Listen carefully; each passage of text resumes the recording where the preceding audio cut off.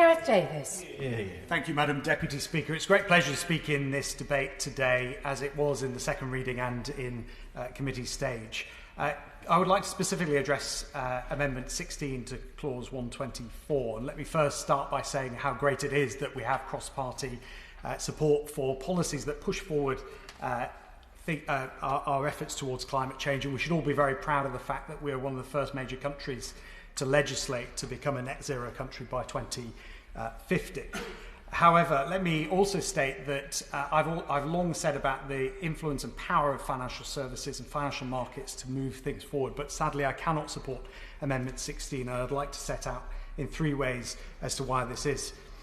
First of all, around unintended consequences, secondly around divestment, and thirdly as relates to focus. So first of all, in terms of unintended consequences, this is a well-meaning amendment, but there are unintended consequences that I fear fund managers will be limited in what they are able to invest in.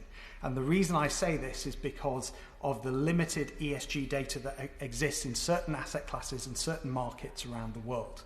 If you look at emerging markets, private equity, or in small cap companies, ESG data is sporadic at best. It is getting better all the time, but at this point in time, the market is not mature enough to be able to have this amendment apply to fund managers. And so I do fear that fund managers will be limited, and that will result in suboptimal investments and mean that they cannot basically fulfil their fiduciary responsibility. I think you want to give way.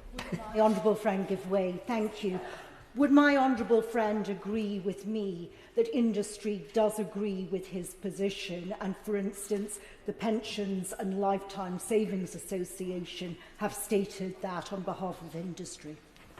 I thank my honourable friend for giving way. I'm aware that the PLSA have stated that they are concerned about this amendment for the reasons I've described. And the second reason that I would agree with them is around the fear that I have that this amendment will infer to trustees that they have to adopt a policy of divestment.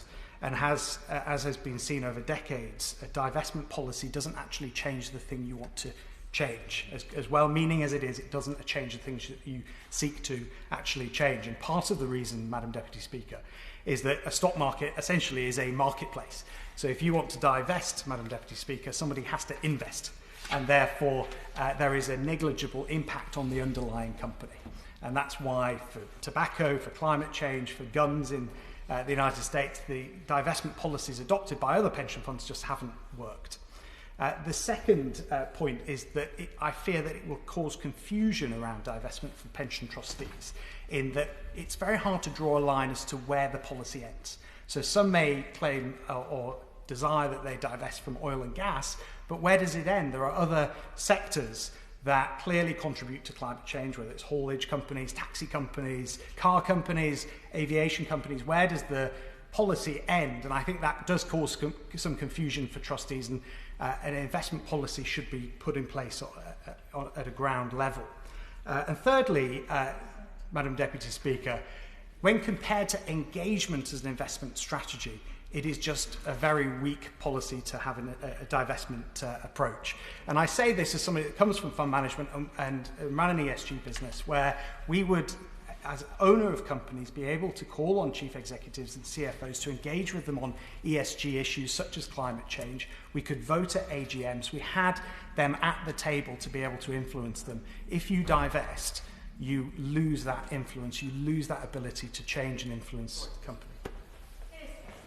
Would my honourable friend agree that the campaign he's waged to persuade Treasury to have green gilts as available for pension funds to invest in is exactly the point that we're seeking, that would be business and pension funds working in a partnership with government and regulators to actually solve the problems and the issues that we need to do to get to net zero. And without that partnership, we will actually go backwards, not forwards.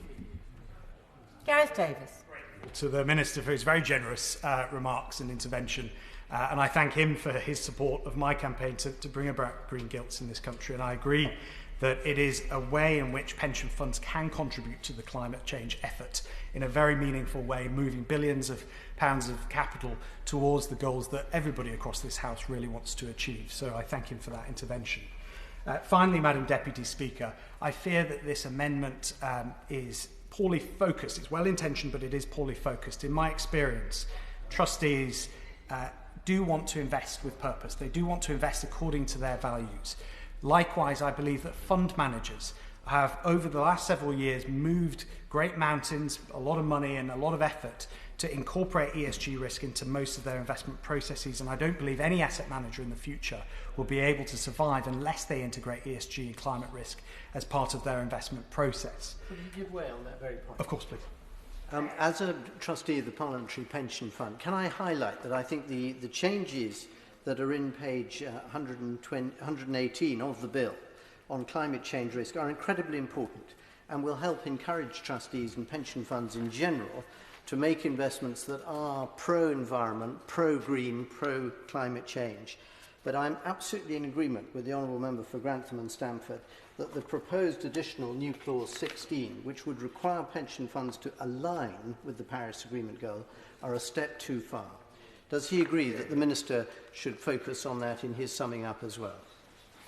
I'm very grateful to my other honourable friend for his intervention, and I would agree that the bill is sufficient in its current form to be able to achieve what we all want to achieve, which is to get pension funds to invest in a climate-aware way. But the last point I will make in concluding, Madam Deputy Speaker, is around this point around focus. In my experience, it is not the fund managers that we need to persuade or make do anything. It is not the trustees we need to persuade or make do anything. It is the middlemen and women, the gatekeepers, the investment consultants, who typically require a 5-year track record, who typically require £100 million in assets held by fund managers, managed by fund managers. In my experience, that was always the issue. We were running money in a way that was really pushing things forward in terms of our climate targets. We knew the pension clients really wanted to invest with us, but because we couldn't meet the requirements of the investment consultants, we could not marry the two together. And I think the combined intellect and passion and energy of this House from all sides and all parties, if we can come up with a solution to that, I think we can make great progress. Thank you.